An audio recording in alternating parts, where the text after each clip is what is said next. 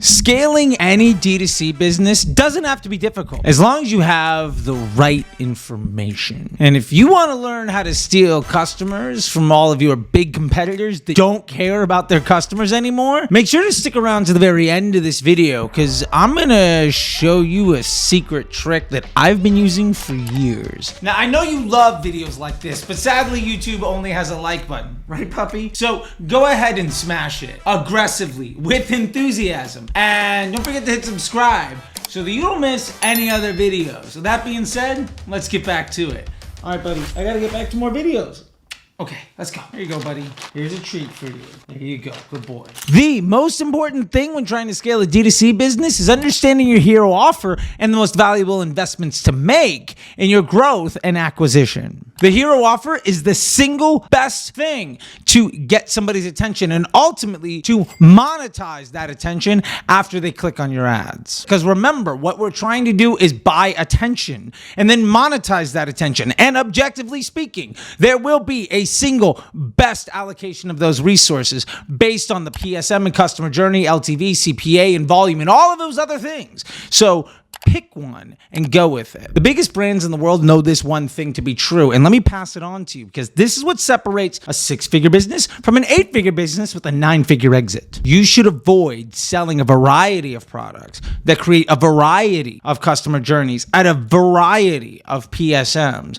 You should be focusing on a hero offer. The second thing we need to understand here is that improving LTV is crucial for the growth of a business because it provides future cash flow and profit and stability. Now, there are a lot of different hacks for this, but let me tell you the easiest, the single best, most effective, and highest confidence way of improving your LTV. It's nothing to do with trying to get the best AOV, and it's nothing to do with trying to get people to buy as many times as possible. No, get as many people as possible to buy a second time. This is what we call the second purchase rate. If you can improve the volume of customers that buy from you a second time, if you can double the LTV of the vast majority of your customers by just getting them to come back to you and buy a second time, you're going to make a lot more money. And what really helps is that now we can focus on the product that has the highest second purchase rate and then begin to improve the AOV of that product. And you know what's going to happen? Your LTV is going to go through the roof. Hey everyone, real quick, if you want to join an exclusive community and get exclusive lessons from me and masterclasses with the best people in the world that actually do the work, then why don't you check out the link down below for the Disruptor School. You get multiple classes every week, including live deep dives into ad accounts in the back end of businesses with me every single week. And there's a great community and a classroom full of lessons that cover everything from analytics to scaling, organic growth and testing, and so much more.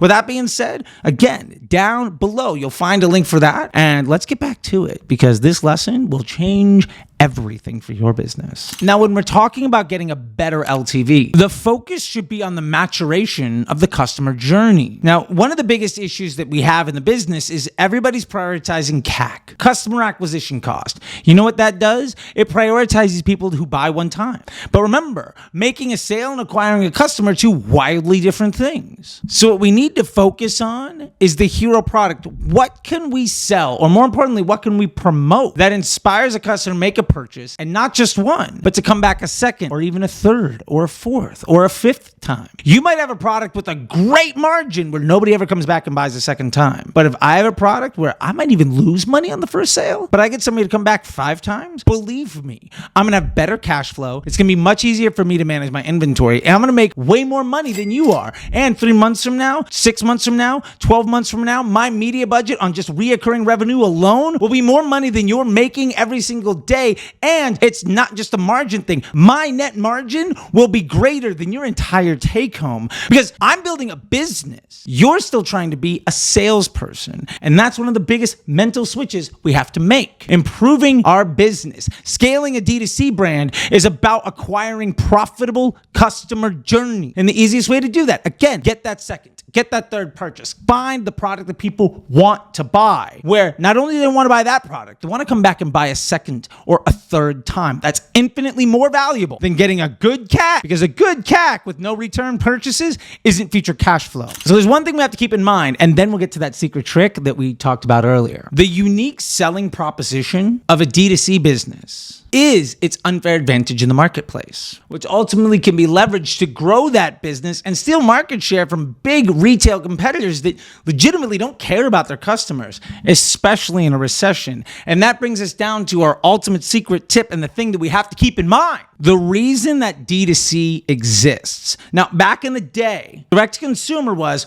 we're going to go direct to consumer and pass the savings on to you. But that's been dead for like 5 or 10 years. Here's the real secret. And to be fair, I don't see anybody talking about it. Like most things that I think are really important, apparently nobody else is talking about it. Why? Well, because their bottom line isn't about helping you. Their bottom line is to, on YouTube, try to figure out what questions you're asking so they can make content to take advantage of your attention without giving a damn about the actual health of your business. And most of them don't even know how to Facebook operate, so they're just trying to take advantage of you with the next get-rich-quick thing or teach you more bad advice to the mass markets because that's where they get AdSense from. Or maybe they're an ad agency and their bottom line is propped up by making the person that signs the check look good so they can get a larger commission regardless if that business is successful or not. And that's why 95% of ad agencies fail 95% of their clients, because their business model isn't aligned with the success of the business. And that misalignment is why you shouldn't be trusting any of these folks. And honestly, a lot of them don't like what I have to say, because the honest truth is either A, they know that what I'm saying is absolutely true,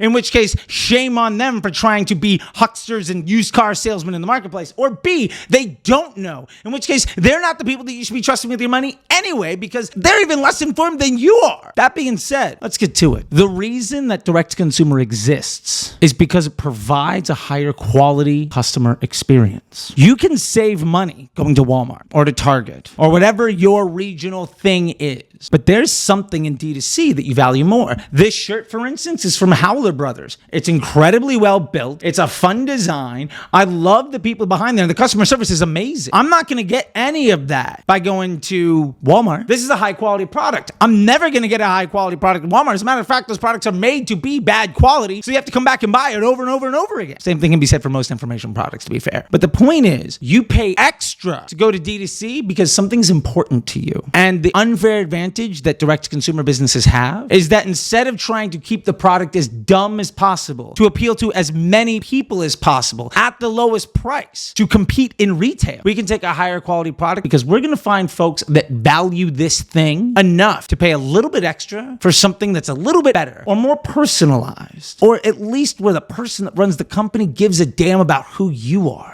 And this is the big trick. This is the big secret, and why in a recession, D2C businesses will boom. And there will be books written about the people that lean into it. And to be fair, the people that fight it, well, they're going to die off in the wind. Here's the point. In the future, as a recession happens, big businesses that are in retail and publicly funded and publicly traded are going to have to protect their bottom line. And we see this happen over and over and over again. This has happened for decades and decades and decades. And what happens is they reduce their product count so they make less SKUs. They make it at lower quality so they can improve their price, so that they can continue to be the things that you buy. And ultimately what that means is what you get at the store, well, there's less variety, and it's, to be fair, shittier product. Because remember, the people that run those companies don't give a about you. And this is your unfair advantage. And this is why you can blow up. If you can care about the customer more than the product they're going to buy at Walmart or Target or on Amazon, you're going to win their business. And they're willing to pay you more money than they would somebody else. So remember, if you're competing on price, you've already lost. But if you start caring about the customer, not only are you going to steal customers from the big competitors, which is how I've grown so many businesses, but you're also going to get a much better second purchase rate. And your LTV is going to continue to improve. Because instead of trying to compete with other folks that have much deeper pockets that don't care about their customers, you're going to compete on how much you actually do care. Because you give a and that's the trick. And if you do this right and you let people know about it, there's literally nothing more powerful than Facebook ads to let the world know. Which means if you keep this simple and you focus on your one single greatest offer that has the highest potential to get a second purchase, and you aim that at stealing market share at the big companies, when the world goes into recession and people spend less and less money, you're going to be able to steal customers because you have a product where you care about. And ultimately, what matters here most is that there are plenty of people that care about what you're selling that are willing to pay a premium to get a product that is of quality. And for you to be successful, you just need to get one more of those customers than you did last month and your business will grow. And the real truth is, as those other companies try to protect their bottom line and their share price by making a lower volume and a smaller selection of products at a much worse quality, all they're doing is handing you business. What we have in a recession is the need for every business to protect their share price. Like kings and queens with huge kingdoms across the countryside, they're going to bring in all of the villagers behind the big wall because something scary is going on outside. And the bottom line is, when that happens, when the king and queen pull all the villagers into the castle, what we have is a tremendous opportunity for a land grab. You can steal giant swaths of market share because those people are more concerned about looking good on paper. And they're going to do that by neglecting the vast majority of the folks they have. 80-20 rule. And so here's the thing. When they open those gates back up, you can own all of the land outside of the castle. It's the greatest single opportunity that you're probably going to have over the next few years to grow your business exponentially, because all you have to do is steal a countryside that nobody's trying to protect. So now the last thing we have to really be concerned with is your value and your strength and what you bring to the table and how you can be better and better at it. And we've mentioned it before, but down below you're going to see a link to Disruptor School. You're also going to find a link to the Facebook Ads MBA program, which is the single greatest investment you can make in yourself and understanding how to run Facebook ads and ultimately be a fractional CMO. There is no better soup to nuts program that's going to teach you every SOP you need, give you 100% personal support with an ongoing lifetime membership to a community and to an action plan and to lessons so that you can literally copy and paste your way to massive success. You're also going to find a link to the merch store and the newsletter. And with that being said, YouTube thinks you might like a couple of these videos over here. Don't forget to smash the button. And until next time, I'll see you on the internet. Bye.